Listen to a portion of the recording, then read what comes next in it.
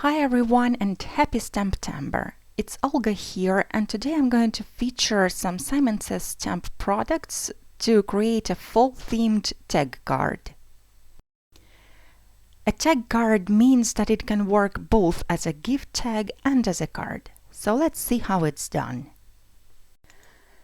To create the shape of the card, I'm going to use a top folding card base. It's standard size 4¼ by 5½, top folding, and I'm also going to use a tag die. This one I'm using is from the set called Double Stitch Tags by Poppy Stamps.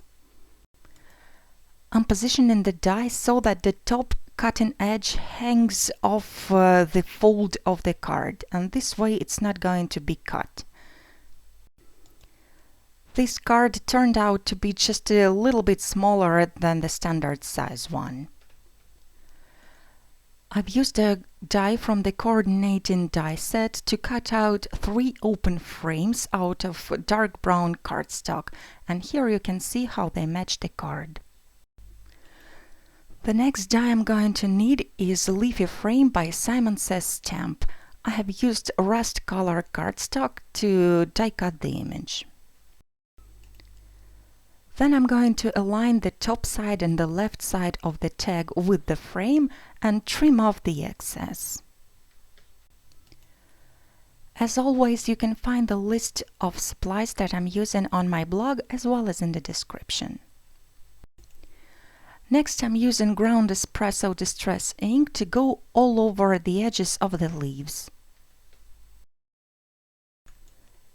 Next, I'm going to adhere the frame on top of the leafy corner, and the adhesive that I'm using is 1/8 inch Scor-Tape. Then I can trim off the excess cardstock that hangs off the edge of the tag. As for the remaining 2 frames, I'm going to use them to give more dimension to the tag frame. So I'm simply going to stick them down at the back of the leafy frame. Now let's move on to the focal image. I'm going to use a cat image from the brand new stamp set called Right Meow. I'm positioning it on my tag, and I'm also going to use a sentiment from the same stamp set. The ink I'm going to use for stamping is Memento Espresso Truffle, which is the very dark brown.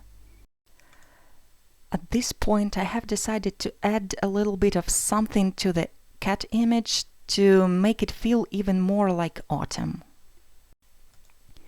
I'm actually going to make a scarf much longer, as if it's going with the wind.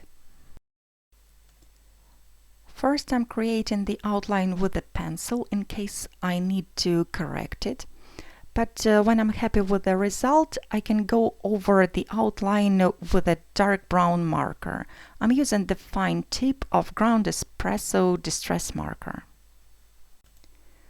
Then I'm also adding more stripes to the scarf. The next step will be creating the ground, and I'm planning to use distress ink for it. Before I start ink blending, I'm masking off the cat image with the mask that I have created out of a post-it note. Then I am applying vintage photo distress ink at the bottom of the tag. I'm trying to blend it out as smoothly as I can. I'm also adding some shading around the cat, and then I'm ready to remove the mask. To color the cat, I'll be using 2 distress markers. One is Picket Fence, which is white, and I'm only going to use it for the belly.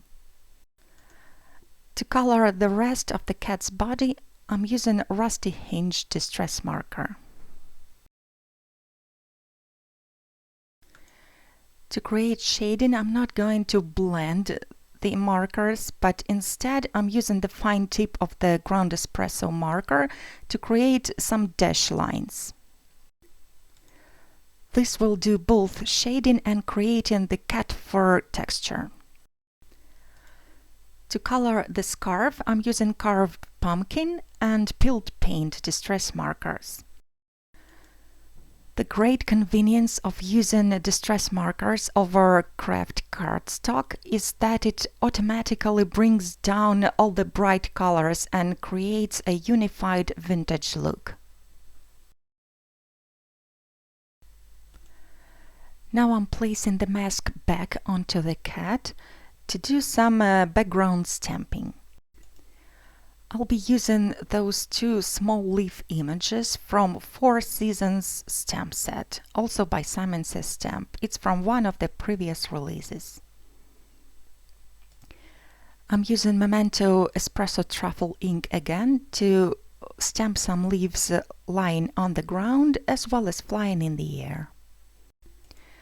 To make the leaves on the frame match the stamped image, I decided to add some outlines to them.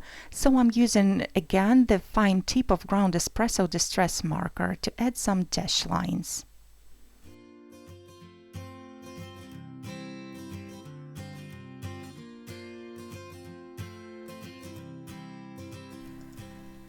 Assembling the tag is really easy. First I'm applying a little bit of glossy accents at the end of the tag, and I'm sticking down a piece of jute ribbon curled up into the loop.